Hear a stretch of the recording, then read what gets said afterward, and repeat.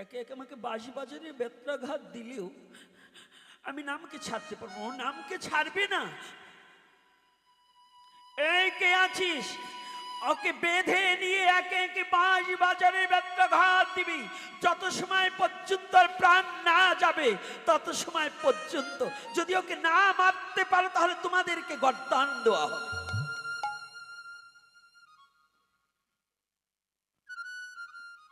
কত বড় কথা, যদি ওকে না মারতে পারো তাহলে তোমাদেরকে গর্দান দেওয়া হবে। গর্দান মানে ঘাড় থেকে মস্তকটাকে কেটে আলাদা করে দেওয়া হবে। এটাকে ইসলামী ভাষায় বলে গর্দান দেওয়া হবে। হরিদাসকে টানতে টানতে বেঁধে নিয়ে গেলে বাঁশি বাজারে বেত্রাঘাত বুঝেন তো, এক একটা বাজারে যতগুলো লোক থাকবে বেতের আঘাত প্রহার করবে। এভাবে 22টা বাজারের আঘাত খেলে একটা মানুষ কি বেঁচে থাকতে পারে? এক হরি নামের জন্য। হে সনাতনী জাতি, একটু ভাবুন, এক হরি নামের জন্য আজকে হরিদাস এক এক বাঁশি বাজারে বেত্রাঘাত খাচ্ছে, তথাপি বলছে আমি হরি নামকে ছাড়তে পারবো না। আমার দেহ যাক, আমার প্রাণ চলে যাক, আমি নামকে ছাড়তে পারবো না। এটা একটু ভাববার বিষয়। পিটাচ্ছি, পিটাতে পিটাতে সমস্ত বাঁশি বাজার শেষ হয়ে গেছে, তবু হরিদাস মরছে না। হরিদাসকে যখন আঘাত করে হরে কৃষ্ণ, আবার আঘাত করছে হরে কৃষ্ণ, আবার আঘাত করছে হরে কৃষ্ণ। কৃষ্ণ ছাড়া হরিদাস আর কিছু জানে না। যতবার প্রহার করছে কৃষ্ণ বলছে। এদিকে ভক্ত বৎসল গৌর হরি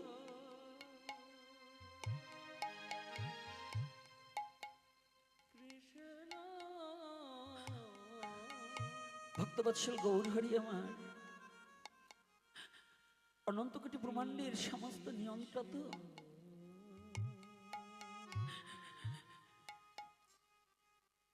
গৌর হরি আমার ভক্ত সঙ্গে হরিনাম সংকীর্তন করছে, কিন্তু মাঝে মাঝে চিৎকার করে উঠছে। কেন উঠছে?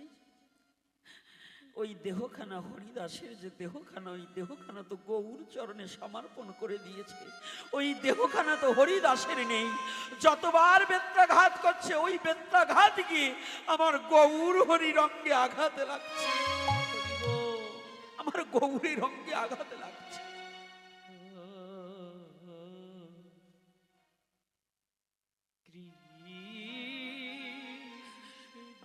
হরিদাস মরছে না। পিটাতে পিটাতে সকলে অস্থির হয়ে পড়েছে। একজন কাজীর পেয়াদা, কাজীর লোক একজন বলছে, এই হরিদাস, কিরে তুই যদি না মরিস তাহলে যে আমাদের গর্দান দেবে, তুই মরছিস না কেন? তুই তো সাধারণ মানুষ নয়, যদি সাধারণ মানুষ হতিস তাহলে তো তুই মরে যেতি, কিন্তু তুই মরছিস না কেন? কি হলে তুই মরবি? হরিদাস বলছে, ভাই আমি না মরলে তোমাদের গর্দান হবে। হ্যাঁ আমি মরব, তাহলে তোমরা আঘাত করে আমাকে মারতে পারবে না। কথাটা একটু ভাবুন। আমাকে যত আঘাত করো ভাই, তোমরা আমাকে আঘাত করে মারতে পারবে না। বলছি তাহলে, বলছি তোমাদের শোনো, যদি আমি মরে গেলে যদি তোমরা বেঁচে যাও, তোমাদের গর্দান না দিতে হয়, তাহলে একটা কাজ করো, কি যদি আমাকে মারতে হয় তাহলে তোমরা সবাই হরি নাম করো, তোমরা হরি নাম করো। আমাকে মারতে হলে লাঠি দিয়ে মেরে আমাকে মারতে পারবে না, তোমরা হরি নাম করো।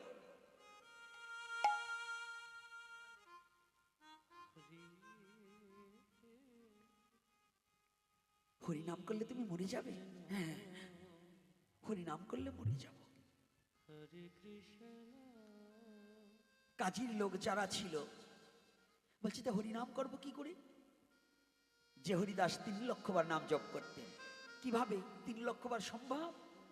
হ্যাঁ সম্ভব, তার জন্য সম্ভব, আপনার আমার জন্য নয়।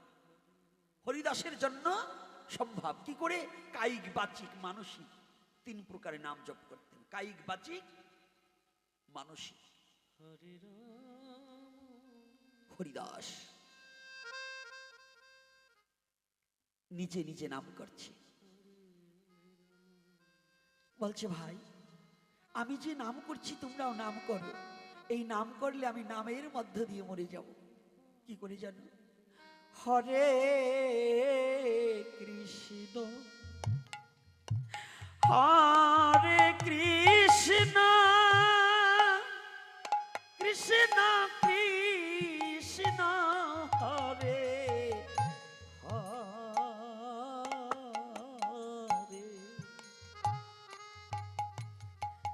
হরে হরে রাম হরে রাম রাম রাম হরে হরে হরে কৃষ্ণ হরে কৃষ্ণ জয় নিতাই গৌর হরি বল। ও কৃষ্ণ কৃষ্ণ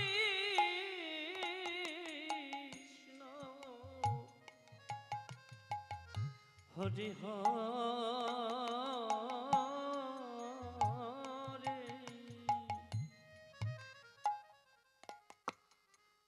হরে রাম হরে রাম।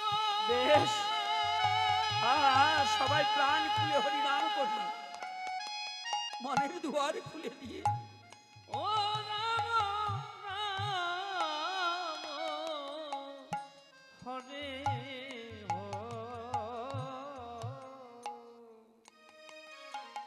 হরে কৃষ্ণ হরে কৃষ্ণ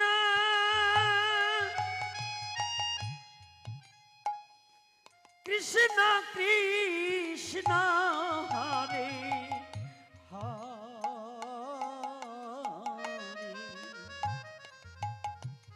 হরে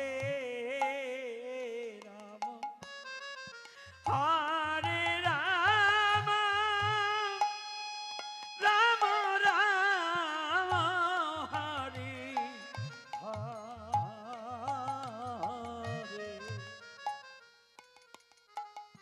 হরে। সবাই কীর্তন করি মনে মনে, সবাই সবাই প্রাণ খুলে একটু হরি নাম করি। আর জীবনে এমন সময় হয় কি না হয়,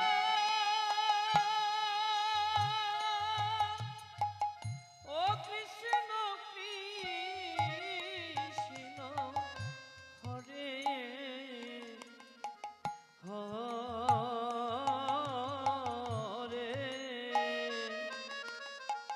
হরে হরে রাম হরে রাম হরে রাম। গৌর হে গৌর হরি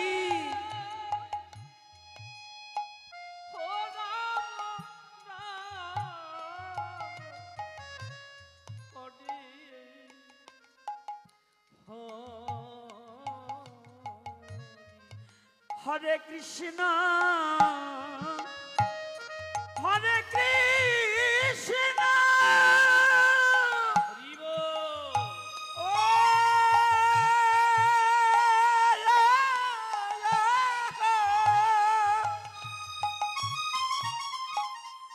কৃষ্ণ কৃষ্ণ হরে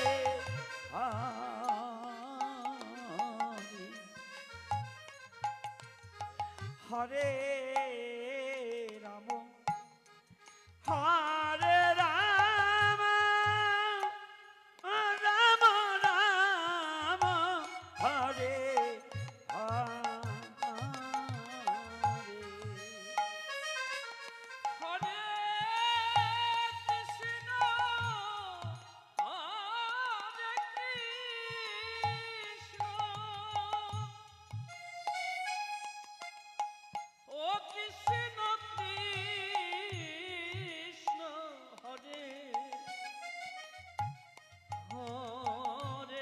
গৌর হরি বল।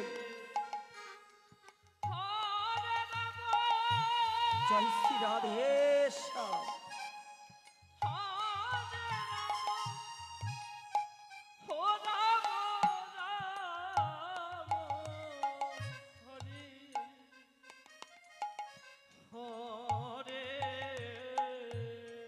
নাম করছে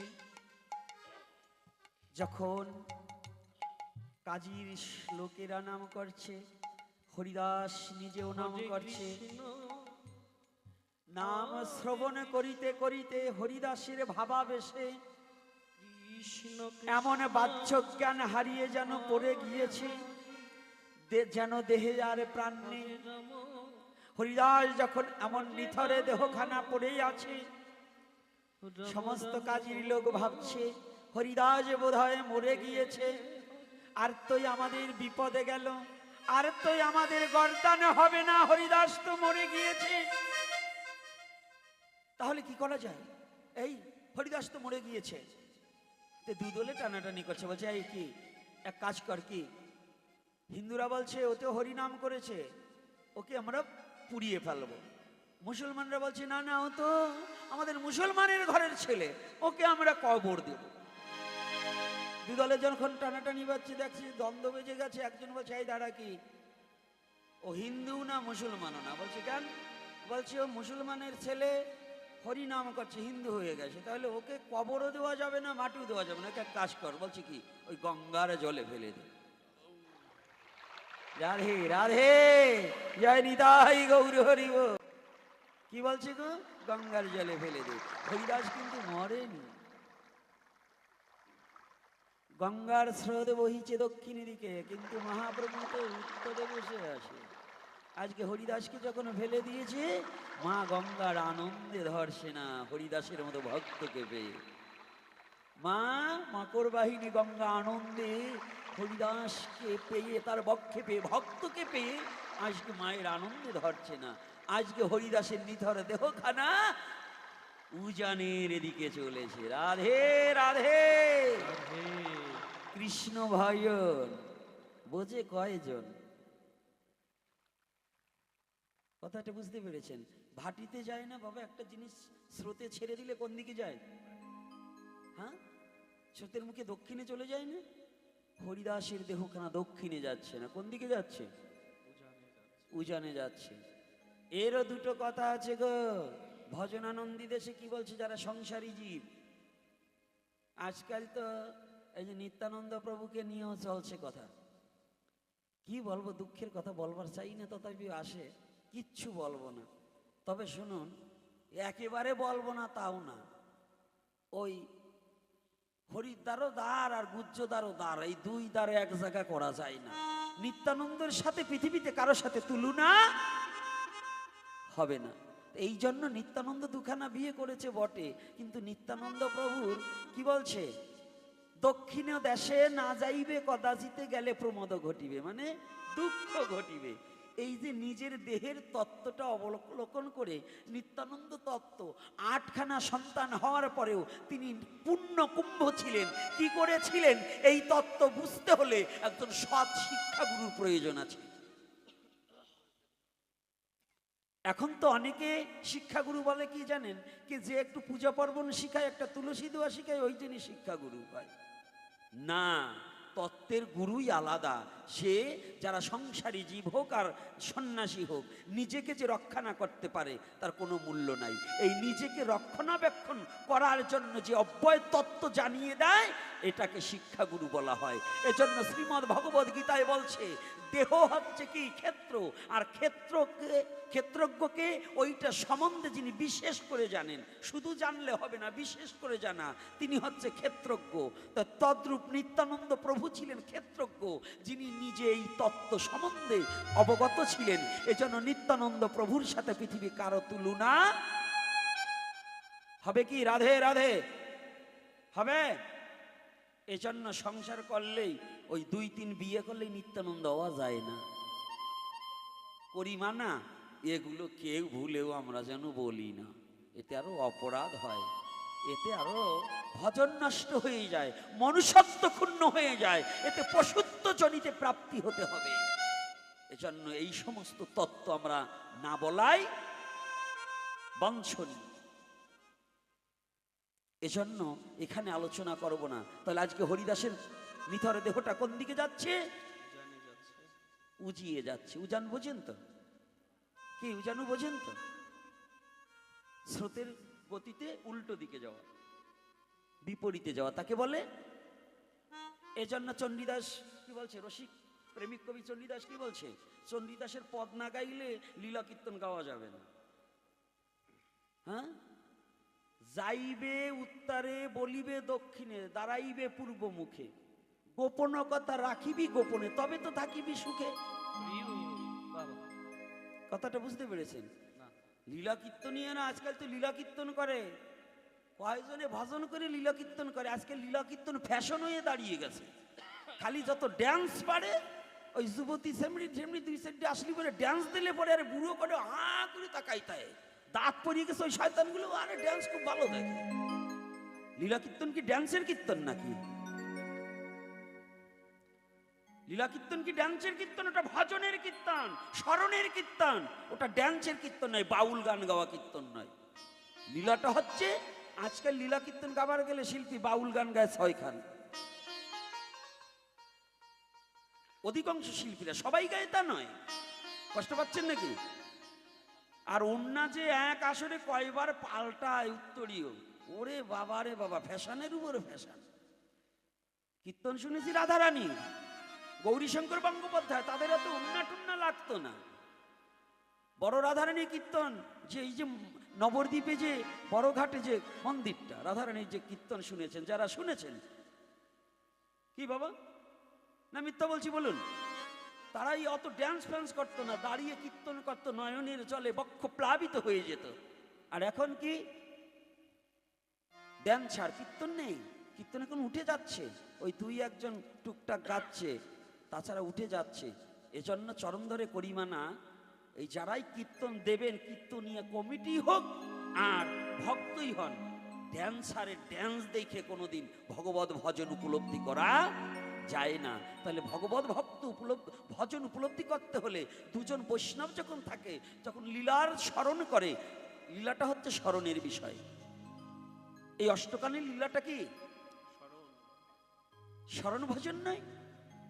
এই স্মরণে যদি থাকা হয় তখন কিন্তু অনেক তাৎপর্য। এই জন্য এখন আর কি বলবো, এখন গোবিন্দ দাসের পদ নেই, পদাবলী জ্ঞান দাসের পদাবলী, সেগুলো এখন হারিয়ে যাচ্ছে। বাসুদেব ঘোষের পদ, মহাপ্রভুর পার্শ্বদের পদ এখন হারিয়ে যাচ্ছে। ওরে গৌর লীলা, গোবিন্দ লীলার যে পদগুলো, সুমাধুর্য প্রেমিক কবিগণ, যাহা পৃথিবীতে সনাতন ধর্মের কাব্য না থাকলে পৃথিবীতে কোনো কাব্যতে কাজ হতো না। আদি কাব্যই সনাতনী জাতি। আমি জোর কণ্ঠে বলতে পারি, আদি শিক্ষিত জাতি সনাতন জাতি। যখন পৃথিবীতে কোনো ধর্মে লেখাপড়া ছিল না, কোনো জাতির কোনো শিক্ষার ব্যবস্থা ছিল না, সনাতন ধর্মে গুরুকুল ব্যবস্থা ছিল, শিক্ষার ব্যবস্থা ছিল। আদি শিক্ষিত জাতি সনাতনী জাতি। আর সেই সনাতনী জাতি এখন বোকা হয়ে চলছে, বোকা হতে চলেছে। একটাই কারণ, সেটা হচ্ছে নিজের স্বধর্ম প্রতিপালন না করার কারণ। অন্ধ হয়ে যাচ্ছে। এটা দুঃখের বিষয়, বড় কষ্ট হয়। আজকে এই হরিদাসের কথাটা একটু ভাবুন। সে হরিনাম ছাড়বে না, প্রাণ চলে যাবে তবু হরিনাম ছাড়বে না। আর আমরা একটু টাকার লোভে খ্রিস্টান হব, টাকার লোভে একটা ঘর করে দেবে, খ্রিস্টান হবে। বাংলাদেশের বুকে রাজশাহী জেলায় অনেক উপজাতিদের ওইরকম লোভ দেখিয়েছিল। সাঁওতাল লোভ দেখিয়ে খ্রিস্টান করেছে। খ্রিস্টান করার পরে এখন আর কিছু দেয় না, মানে ধর্মান্তরিত করার পরে এখন আর কিছু দেয় না। পরবর্তীতে ইসকনের সহযোগিতায় অনেক লোক আবার সেই ধর্ম থেকে নিজের স্বধর্মে ফিরে এসেছে, নিজের স্বধর্মে ফিরে এসেছে। আমি মিথ্যা বলছি না, এগুলো কোনো মিথ্যা বলছি না, সত্য কথাগুলো বলছি। তাই আপনারা যারা সনাতনী জাতি আছেন, আমি আপনাদের চরণে হাত রেখে বলছি, নিজের স্বধর্মটাকে বলবৎ রাখার চেষ্টা করবেন। পৃথিবীর যত ঝড় আসুক, জানুন সনাতন ধর্ম এমন একটা ধর্ম, এই ধর্মের প্রতি কত অন্যায়, কত অবিচার, কত অত্যাচার হয়েছে। অন্য ধর্মের লোক এই সনাতনীদের প্রতি কত অবিচার করেছে। অন্য কোন ধর্ম হইলে নামগন্ধ থাকতো না, কেবল সনাতন ধর্ম বিধায় এখনো মাথা উঁচু করে দাঁড়িয়ে আছে, এখনো টিকে আছে। এটা সনাতন ধর্ম বিধায়। তাই কয়টা টাকার লোভে, একটা ঘরের লোভে, ছেলের চাকরির লোভে নিজের স্বধর্মকে পরিত্যাগ করা যাবে? জোরে বলুন, মনে থাকবে তো? যেখানে আপনাদের আমি একটা কথা বলে যাচ্ছি, সাধুরা হন আর গার্হস্থ হন, যদি শোনেন অমুক গ্রামের অমুক লোককে ধর্মান্তরিত করা হচ্ছে, আপনারা ঝাঁপিয়ে পড়বেন, যেভাবে হোক, লাঠি লাগে লাঠি নিয়ে ঝাঁপিয়ে পড়ে তাকে ধর্মান্তরিত থেকে ফিরাতে হবে। আমার নিজের ধর্মতেই তাকে রাখতে হবে। এটা যে করে হোক, ছলে বলে কলে কৌশলে, যেভাবে হোক নিজের ধর্মকে পরিত্যাগ করা যাবে না। তাকে নিজের ধর্মটাকে বুঝিয়ে বলতে হবে। সাধুরা খালি নবদ্বীপ আর মায়াপুর বৃন্দাবনে গেলে কাজ হবে না। এটা দায়িত্ব আপনাদের। আপনাদের কারা কোন জায়গায় কোন অবস্থায় আছে এগুলো আগে জানতে হবে, একটু খোঁজ রাখতে হবে। যদি এমনও সময় আছে আমাদের মধ্যে হিংসা বেশি, হিংসার জন্য একজন ধর্মান্তরিত হয়ে যেতে চায়, যাতে তারা না হয়, তাদের ভালোবাসা দিয়ে আমরা কাছে টেনে রাখবো। পারবো না? রাধে রাধে, পারবো তো? এটা আমরা পারবো কিনা? আজকে হরিদাস যদি নামকে না ছাড়তে পারে, আমরা কেন নাম ছাড়বো? আমরা কেন নিজের স্বধর্মকে প্রতিপালন করতে পারবো না? আজকে আর একটু বলে বিশ্রাম দিতে চাই, আর একটু আলোচনা করে যাই নাকি? রান্না কত দূর? রান্না হয়ে গেছে তো? আজকে ভালো, রাঁধুনিরা আজকে খুব কাজ করেছে, তাড়াতাড়ি রান্না সেরে দিয়েছে। মায়েরা বলছে হয়ে গেছে, কেন ডালের ঘ্রাণ আসছে নাকি? আরে মাঝে মাঝে একটু আনন্দের কথা বলতে হয়, কারণ এক ঘাইয়ে যদি হরিকথা বলা হয়, যদি আনন্দ না থাকে, সবাই তো খালি হরিকথা শুনতে আসে না, কেউ আসে যে গোসাই কেমন রসের কথা বলে একটু শুনে আসে। বাংলাদেশ থেকে আইছে, কেউ ইউটিউব দেখে বলে যে গোসাই খুব রাগী, কাছে যাওয়া যাবে না। কিন্তু আসলে বাবা ওই রাগ নাই তা না।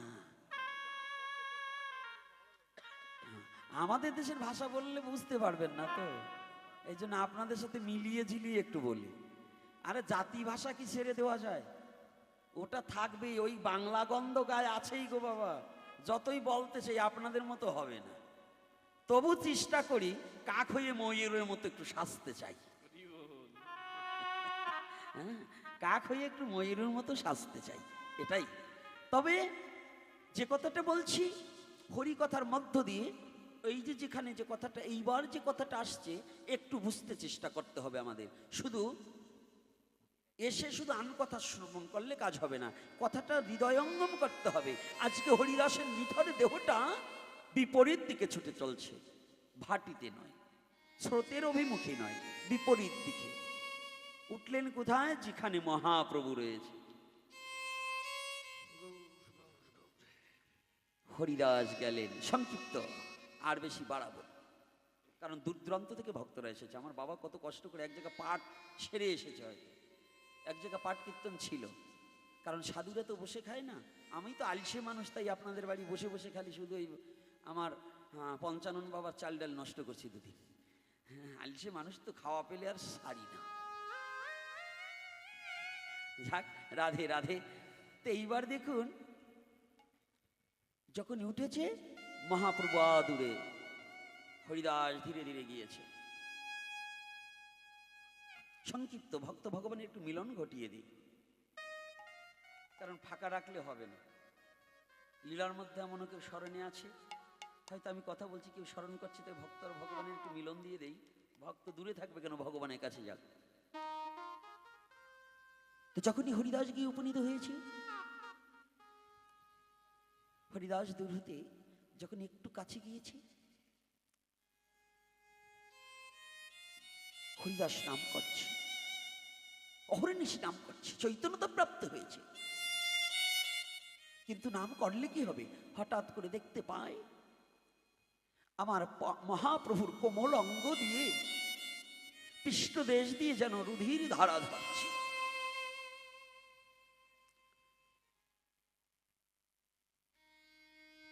হরিদাস বলছে, কে কে এমন পাষণ্ড আছে এই বিশ্ব জগতে এমন কোন পাষণ্ড আছে যে আমার গৌর হরির কমল অঙ্গে আঘাত করার মতো এমন পাষণ্ড পৃথিবী থেকে আজও বেঁচে আছে?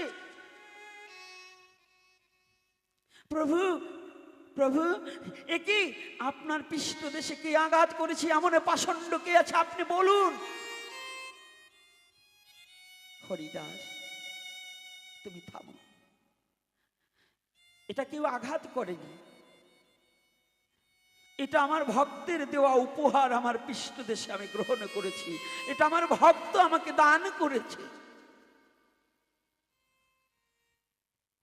এ কেমন ভক্ত যে তোমাকে আঘাত করে তোমাকে উপহার দিয়েছে? হ্যাঁ হরিদাস, কে? আপনি একটু বলুন, এমন নিষ্ঠুর এত নির্দয় লোক কে আছে পৃথিবীতে যে আপনার এই কোমলাঙ্গে আঘাত করেছে? প্রভু বলছে, হরিদাস, যদি বলি যে তুমি আমাকে এই উপহার দিয়েছ, উপহারটা তো তুমি দিয়েছ। আমি? হ্যাঁ হরিদাস। হরিদাস, তুমি একটিবার সত্য কথা বলো তো। জানো হরিদাস, এ বিশ্ব জগতে যেজন আমার হয়, আমি যে জগতে তার হয়ে যাই। যেজন আমাকে ভালোবাসে, আমি যে তাকে ভালোবাসি। যদি কেউ একবার আমাকে ডাকে, আমি তাকে 10 বার ডেকে লই। ও হরিদাস, যে এই দেহর ভার আমাকে অর্পণ করে দেয়, ওই দেহখানা যে তার থাকে না, ওই দেহখানা যে আমার হয়ে যায়। ও হরিদাস, তুমি কি বলতে পারো, তোমাকে একে একে 22 বাজাদের ব্যথাঘাত দিয়েছে, তুমি কি একবার আঘাত পেয়েছো, ব্যথা পেয়েছো? না তো, আমি তো কোনো ব্যথা পাইনি। প্রভু বলছে, তুমি কি করেছিলে? বলছে, ওরা যতবার আমাকে আঘাত করেছে, আমি ততবার শুধু হা কৃষ্ণ বলেছি। ও হরিদাস, তুমি কি জানো না, আমি বলে দিয়েছি, কলির কালে নাম রূপে কৃষ্ণই অবতার, নামার নামই অভেদাত্মা। তুমি যে নাম করেছো প্রতি আঘাতে আঘাতে, ওই তোমার দেহখানা আমার হয়ে গেছে, তোমার আঘাতটা আমার পৃষ্ঠদেশে ফেসে পড়েছে। হরিদাস চরণে পড়ে গেলেন, প্রভু তুমি ভক্ত বৎসল ভগবান, তুমি আমাকে কৃপা করো যেন আমি এমনি ভাবে হরি নাম করতে পারি। আমি শেষ মুহূর্তেও যেন হরি নাম আমার প্রাণ পাখি যাওয়ার সময় যেন কি